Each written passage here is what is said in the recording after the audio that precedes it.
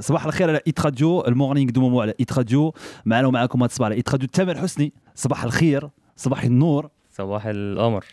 صباح الفل على كل مستمعينا الكرام. مرحبا بك. احنا معاك دابا في الاوتيل بتاعك. شكرا اللي استقبلتينا، شكرا ليك. الله يخليك، ده شرف ليا انا. وانا انت متصورش انا ببقى فرحان ازاي وانا في المغرب، لان اللي بشوفه من حب الناس في المغرب واستقبالهم ليا في المطار والحفلات وكل حاجه، يعني بيبقى يعني الواحد جواه طاقه كبيره قوي ناحيه اي حد من الارض العظيمه دي. فانا ببقى سعيد بيكو اكتر يعني. استقبال في المطار فاش وصلتي كان واعر بصراحه فوجئت. تنظيم رائع من رابطة محبي تامر. اتفاجئت جدا من التنظيم ومن الأفكار ومن عدد الناس وترحابهم وحبهم، ويعني بيبقى جوايا دايما ببقى عاجز عن الكلام من كتر ما بشوف حاجة. يعني بقعد ادعي لهم من جوايا، ربنا يحفظهم يا رب ويفرحهم زي ما هم مفرحيني يعني. الناس المغاربه والمغربيات كيحبوك بزاف، وانت عندك محبين ديالك والعشاق ديالك، لي فانز ديالك في العالم كامل فيما مشيتي. واش كاين شي حاجه في لي فانز المغاربه اللي ما كايناش في الاخرين؟ زعما هما كلهم واعرين كاع لي فانز ديالك في العالم كامل، واش كاين شي حاجه في المغاربه اللي كتلاحظوا فيهم في المغاربه اللي ما كايناش في وحدين اخرين؟ بص، الحقيقه ان في كل زياره في الوطن العربي، في كل بلد رحتها، حتى لما رحت مثلا بلاد اجنبيه بس الجاليه العربيه اللي فيها بيستقبلوني نفس الاستقبال.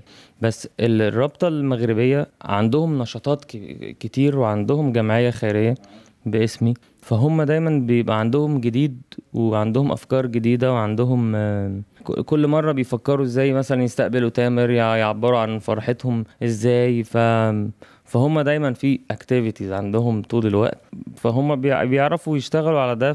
فكل شويه في جديد من ناحيه استقبالهم. انما حفاوه الاستقبال والحب دايما بشوفه من كل يعني من كل الروابط في الوطن العربي بنفس الحب ونفس السعاده اللي بتبقى في قلبي، ومن ناحيتهم برضو نفس الشيء. احنا الرابطه ديالك التليفون ديال تامر حسني في المغرب قالوا لنا، هما اللي قالوا لنا راه تامر غادي قبل يدير معكم انترفيو، حيت انت سولتيهم، انت سالتهم. انا يعني باخد رايهم. المفروض ممكن لما اجي المغرب اعمل ايه، يقترحوا عليا ايه، في مين حد مثلا عايز يقعد معايا، في مين، فبعرف منهم.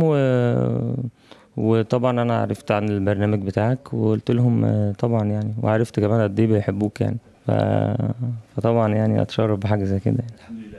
تامر حسني بيك ستار، ولكن قبل من لا ستار خدمتي، تعذبتي، ما كانش ماشي سهل الواحد يوصل لهذا الشيء اللي وصلتي ليه، وماشي الواحد يوصل للحاجه اللي باغي يديرها اللي كيحبها. خاصو يتقاتل كيف ما كنقولوا حنايا، يضرب تماره. كتعرف شنو هي تماره؟ يضرب تماره يعني يتعذب.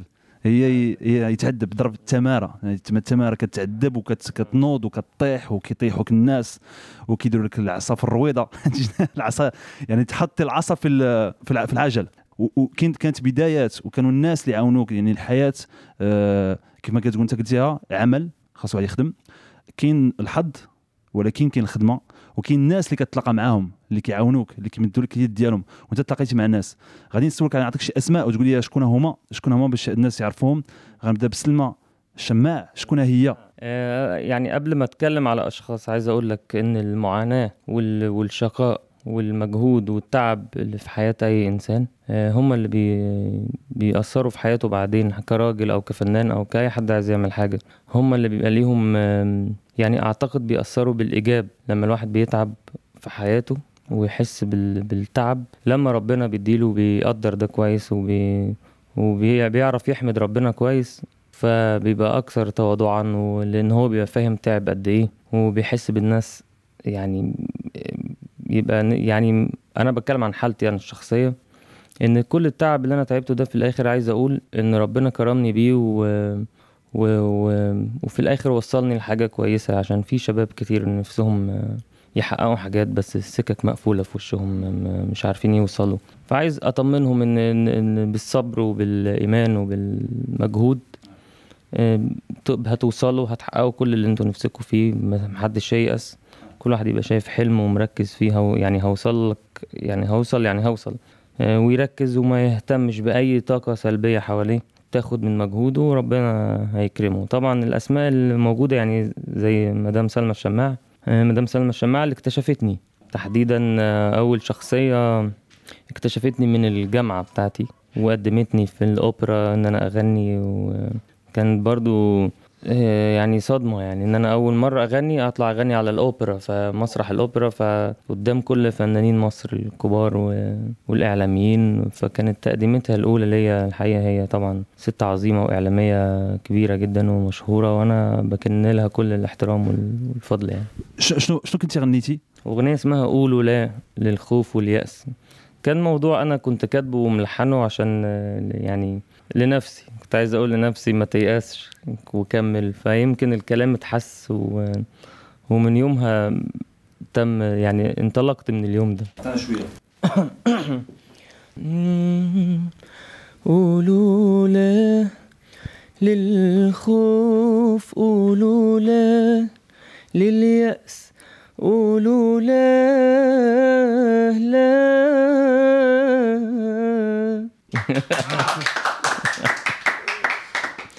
تامر حسني معنا صباح على إيت راديو. خليكم معنا، ما تتحركوش، ما تمشيو فين، على إيت راديو ونكسكلو هاد الصباح. تامر حسني اليوم في كومبلكس محمد 5 كازابلانكا مع إيت راديو، كونسير لايف اليوم في الدار البيضاء.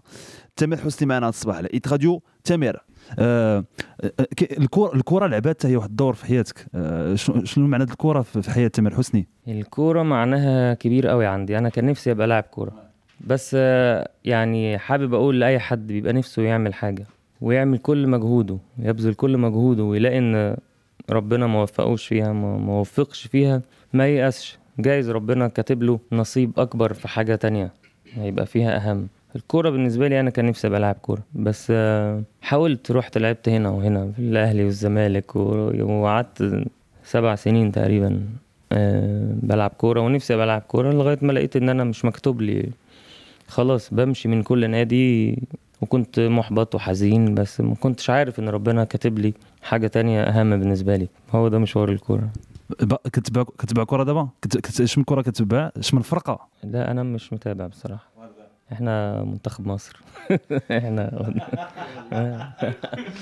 ومزيانين انتم في الكرة، كتلعبوا مزيان. منتخب مصر طبعا منتخب عظيم، يعني منتخب عظيم ومشرف. ربحتونا شحال مرة؟ ربحتونا. لا بس احنا حبايب، منتخب مصر والمغرب حبايب طبعا. الحمد لله.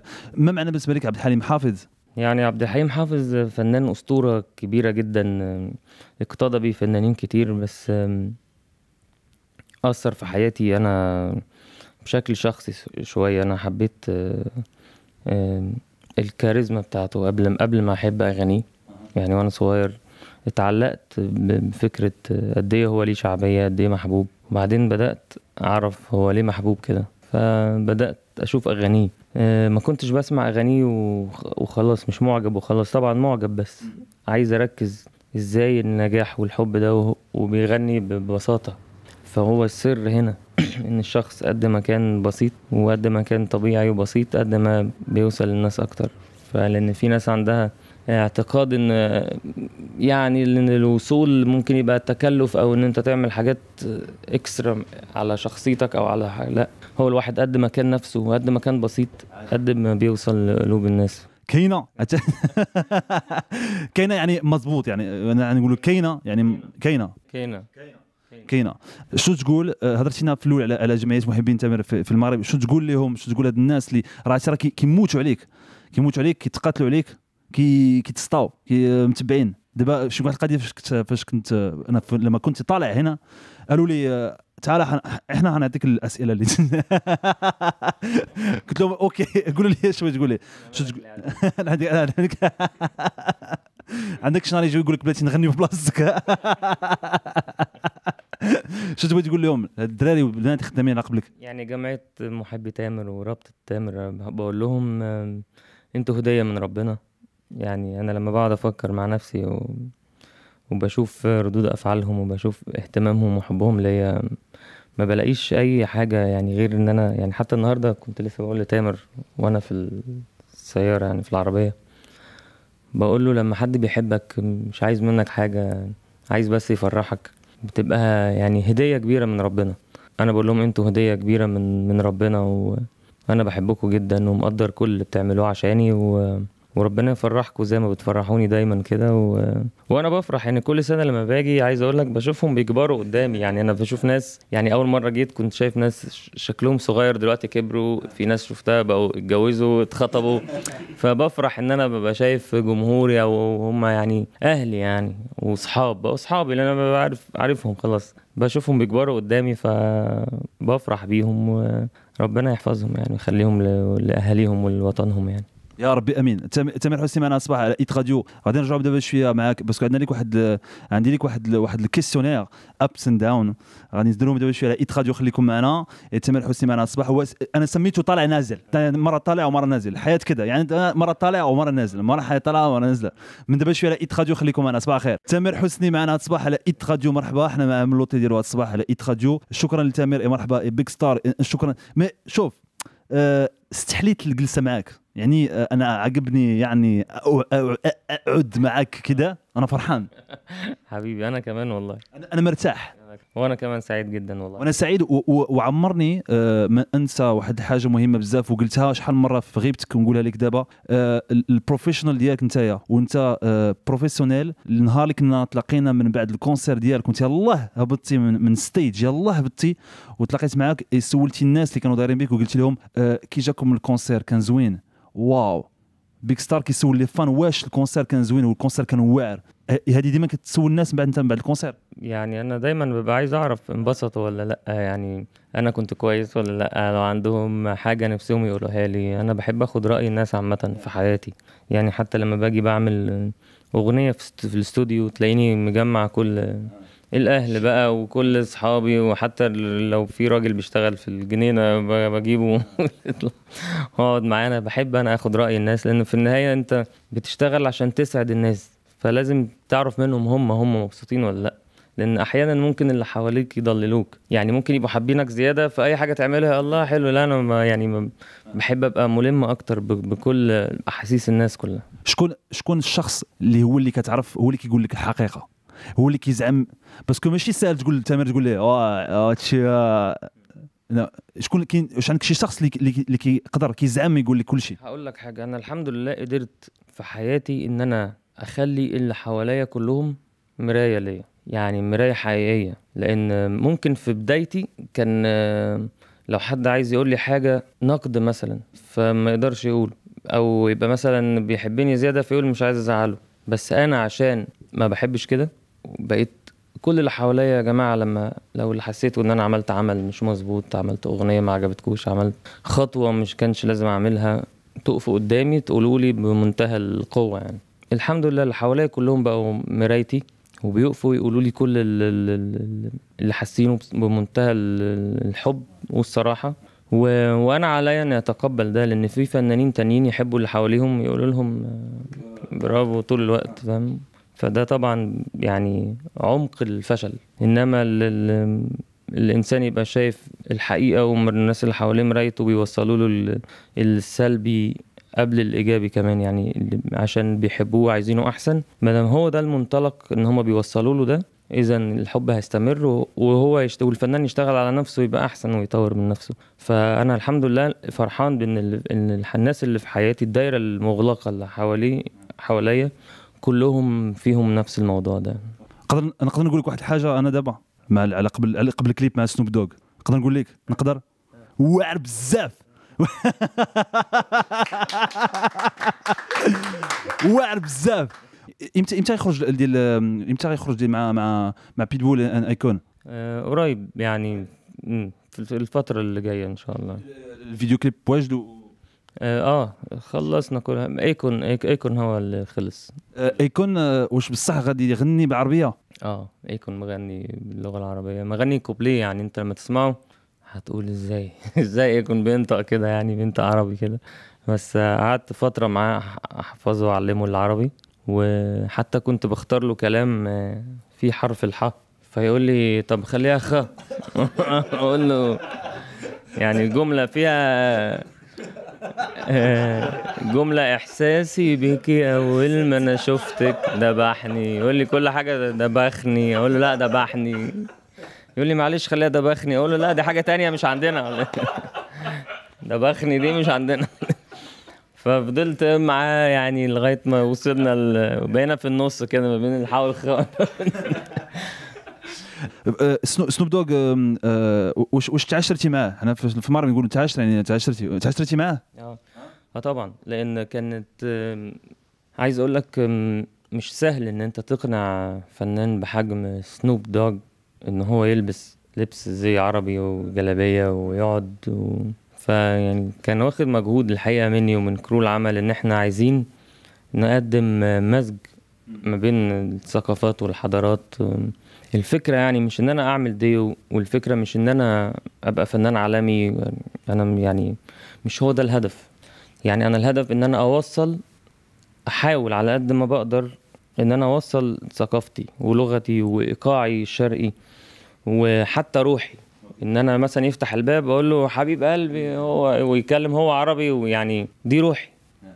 انه يشوف الناس العرب بيهزروا ازاي، دمهم خفيف ازاي. فكان في كذا مسج الحقيقه انا مركز عليها، وكان خد مني مجهود كبير الحقيقه، بس الحمد لله رجعت محقق الحاجات دي، مع ان في البدايه كانت صعبه. بس واش قدرتي حيت الاغنيه مع سنوب دوغ اللي سميتها سي سيد، واش قدرتي تشرح ليه المعنى ديال سي سيد باش تشرح للامريكاني سي سيد واش فهمها ولا ما فهمهاش؟ ما هو ده بالظبط بقى، يعني ده منتهى الكالتشرز، ان انت بتفهمه ان احنا عندنا كاركتر في الميدل ايست اسمه سي السيد. ده الراجل ده يعني بيكنترول everything في البيت مع مراته، مع الراجل بيبقى شارب كده ما ينفعش حد يناقشه. فهي قلت له احنا عايزين نعمل الكاركتر ده بشكل فاني. هو اعجب اصلا بكلامي وبالشخصيه نفسها، يعني هو حتى كان موافق على المبدأ. قال لي انا عايز انا كده في البيت يعني. ف... وقعدنا نهزر بقى اللي هو كده في البيت، هو مش كده خالص في البيت. ف... فيعني قعدنا نهزر كده فأعجب بالفكرة وقدمناها بالشكل الفاني ده يعني. واش عشتي الاغنيه انت يعني اللي شفنا في الكليب؟ واش عشتي في حياتك انت يعني المرة اللي بغيت تحكم فيك بالمنظر في الكليب ده؟ تمام. يعني ده اوفر قوي يعني. لا احيانا بيبقى فيه حاجات زي كده، بس مش اوفر قوي كده يعني، ما يعني العادي يعني، بس مش قوي كده يعني. يعني حتى في الاغنيه بقول جمله في الاغنيه مهمه، ان كل واحده معاها مفتاح قلب حبيبها، وتقدر تحوله من وحش لطفل ماسك ايدها. الست لما تبقى عايزه حاجه من الراجل او البنت ما تزعقش، تقولها كده واحده واحده كده بحنيه كده. الراجل اللي بيحب ان البنت او الست تبقى حنينه لما تيجي تتكلم وصوتها واطي، عشان ده المفروض يحصل. فهو لما يحب ده بينفذ لها اللي عايزاه. والبنات بيعرفوا كيف يتكلموا مع الرجاله باش كتقول واخا باش واخا. ايوه وحنا عندنا واخا. واخا. خليكم انا على ايت راديو. تامر حسني معنا هذا الصباح على ايت راديو. تامر حسني اليوم في الكومبلكس محمد 5 في الدار البيضاء مع ايت راديو اكسكلو ناسيونال. تامر اون انترفيو على ايت راديو. تامر حسني معنا هذا الصباح ومعكم على ايت راديو. تامر غادي نديروا واحد الاسئله معاك، اب اند داون، طالع نازل. الحياه هي هكذا، الحياه في كاين حوايج طالعين حوايج نازلين وكنعيشهم هكذا. شنو هي الحاجه اللي كتعجبك فيك؟ تعجبني في انا؟ ما انا ما اقدرش اقول يعني. انا نقول لك انا انت قول. بوغوس يعني زوين انت زوين وانت وصحيح. تبارك الله انا شوف شو انا كيدير. شوف حبيبي. يلا. انت عارف احنا في المغرب عندنا واحد فاش كتكون واحد يعني مسكلي، عندك العضلات، بتعمل حاجات عشان تبين العضلات، يعني بتعمل حاجه يعني لايك يو سي ما باشك شي واحد داز من هنا. اوكي. الساعة كام برضه؟ شوف الساعة. عادي شوف الساعة طول الوقت، قاعد ببص في الساعة. الحاجة اللي كتعجبك في راسك انت شنو هي؟ والله يعني اقول لك حاجة واضحة، بر الوالدين. انا بحب اهلي جدا وعايش عشانهم وعارف يعني ايه ام واب تعبوا في انسان وابنهم. ما بعملش حاجه غير لما يبقوا راضيين عليها 100%، وما اقدرش امشي خطوه غير لما يبقوا راضيين عني. لان انا جربت في حياتي ده وانا صغير، ما بقولكش ان طول عمري كده، بس وانا صغير كان الواحد ممكن يجادل او يقاوح وجهة نظر مثلا مع امي، بما ان انا امي يعني اللي ربتني في غياب والدي. ما كنتش بسمع كلامها، كنت بخسر، هي عندها حق بيطلع دايما. حتى لما تقول لك رأيها في واحد صاحبك تقول لك انا شايفاه مش كويس، وانت تقول لها لا ده كويس والله صدقيني، وفي الاخر تطلع هي اللي صح.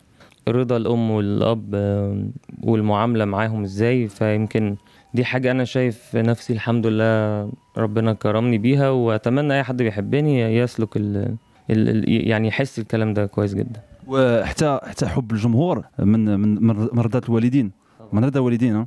هذا الوالدين ودعواتهم بتبقى هي السند لما زي ابس اند داونز فعلا، الحياه فوق وتحت. لما بتبقى تحت او تتعرض لحاجه بتلاقي دعواتهم هم السند اللي بيسندوك، فمهم انه يبقوا راضيين عنك. واش كتكلم مع الام ديالك كل نهار؟ كتكلمها في التليفون كل نهار؟ طبعا. انا عندي انا وامي اصحاب جدا، فدايما بنتكلم مع بعض طول الوقت. دوك وقيله يعني وقيله قبل ما كتطلع الكونسرت كتعيط عليها؟ طبعا. لا، وبفتح لها التليفون شويه بتسمع بعض الاغاني. شنو الحاجه اللي ما كتعجبكش فيك داون؟ كان عندي عيب زمان ان انا كنت عصبي شويه، وبعدين يعني عرفت اقضي عليه. انا بثق في الناس بسرعه، وده عرضني لمشاكل كتير في حياتي. الثقه في الناس بسرعه دي حاجه مش كويسه، لازم الواحد يتأنى ويركز هو بيثق في مين لان ده عرضني لمشاكل كتير قوي في حياتي. خصوصا باش كتكون نجم ومعروف، الناس كيبغيو يكونوا معاك، كيبغيو يدوزوا معاك الوقت، كيبغيو يجلسوا معاك. خاصك تحدي، حيت الناس ما كيجيوش عندك على قبل شكون انت، ما كيجيو عندك على قبل شنو كدير. دوك خاص واحد يحدم هذه القضيه. اوكي، احسن لحظه في حياتك، اللحظه الواعره.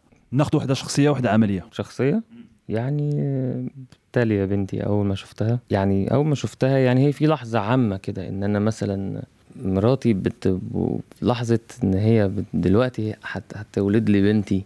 فكان في اليوم ده نفس يوم ولاده تاليا، كان يوم غريب، من يعني عشت فيه لحظه ما بين من حب مراتي وبنتي. لحظه صعبه جدا عامه، لحظه ولاده الطفل. حد بيبقى خلاص بيبقى روحه ما بين ايد ربنا، بيعمل كده عشان يجيب لك ابنك. ففي لحظة بس الواحد يستوعبها ويفكر فيها، يحس قد ايه هي حاجة كبيرة وقد ايه حاجة خطيرة وحاجة مهمة. فاليوم ده تحديدا عايز اقول لك يوم بالنسبة لي يوم تاريخي. عملي في لحظات كتيرة فنية يعني، بس ممكن يوم يعني لما اخدت جايزة الافريكان ميوزك اوورد، كان بيسلمها لي اخو مايكل جاكسون. بص انا بحب رحلة نجاح مايكل جاكسون، وطول الوقت انا مركز ازاي وصل للنجاح ده. فان يجي وقت ابقى واقف باخد جايزة من اخوه، دي كانت كبيرة بالنسبة لي، وجايزة ان هي تبقى افضل فنان في قارة افريقيا في الوقت القليل ده. يعني كانت 2010، كنت طالع بقالي 7 سنين او حاجة. فيعني في الوقت ده كانت لحظة برضو في حياتي عمري ما انساها يعني.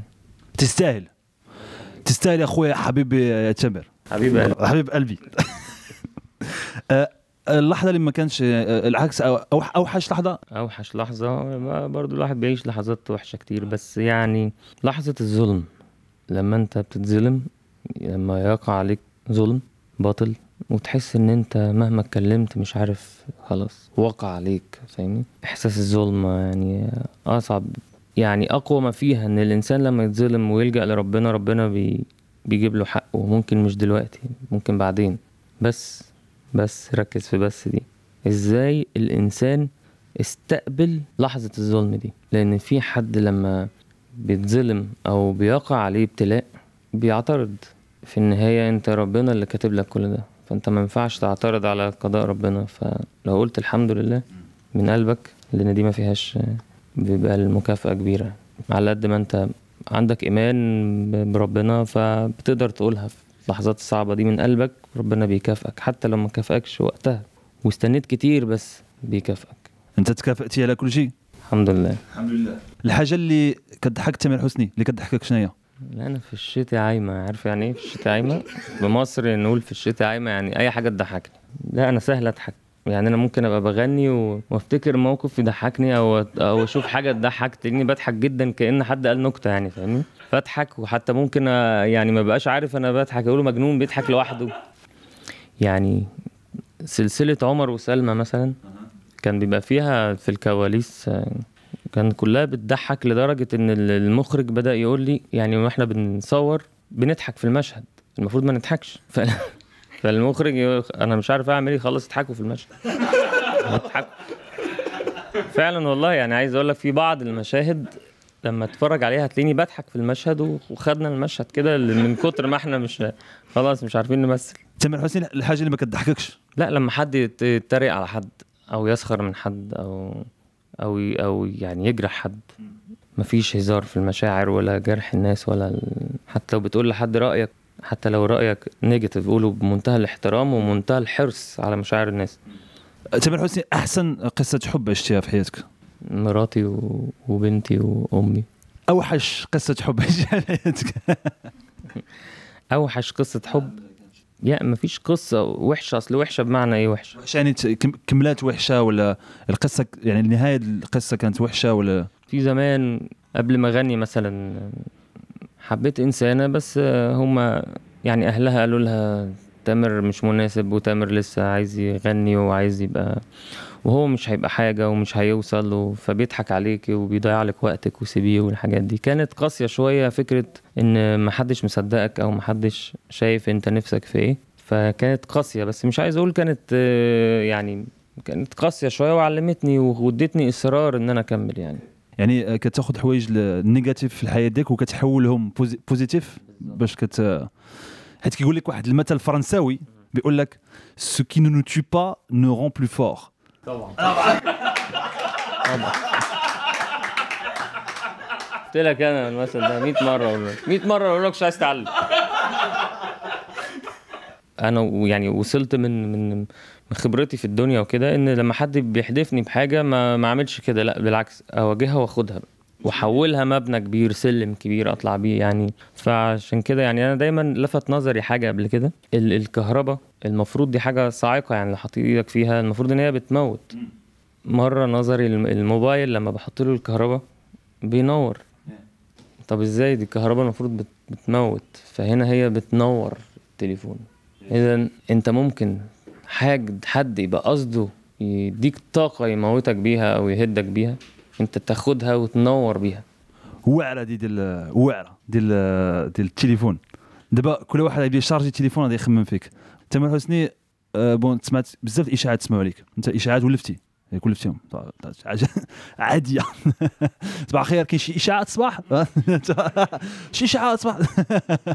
شنو هي؟ انا عايز اقول لك دخلت في وقتها بتاعت الاشاعات دي هلا عمر مسؤوله السوشيال ميديا عندي، بكلمها كل يوم الصبح، هاي الاشاعه النهارده رحت فين، عملت ايه، اتجوزت مين، انت عملت ايه، ما اتعودت على كده يعني. بس احسن اشاعه سمعتيها؟ يعني في اشاعه مش عجبتني، في اشاعه طلعت مره ضحكتني رغم قسوتها يعني، بس اللي ضحكني فيها ايه، مثلا هالة تكلمني تقول لي مثلا في اشاعه طلعت ان انت مثلا توفيت، والناس كتير بتتداولها.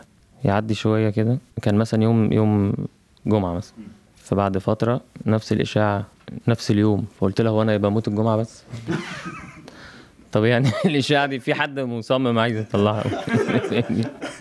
لا يعني في اشاعات بتضحكني يعني. في اشاعه مثلا ان انا ما اسميش تامر اصلا يعني وصل ان والاقي ناس على الانترنت بتقسم بالله ما اسموش تامر، انا الباسبور بتاعي على الانترنت والاي دي بتاعتي كل حاجه، واصرار رهيب. فخلاص انتوا ادرى بقى يعني، فاهم؟ خلاص. تامر حسني معنا صباح على ايت راديو. عندنا دي كيسيون الناس اللي يسولوك اسئله غادي نعطيهم لكم دابا شويه باش تجاوبهم على ايت راديو. خليكم معنا صباح الخير، هذا الشرف كبير. شكرا لك، شكرا. رحنا بخير معك، رحنا بخير وعلى خير.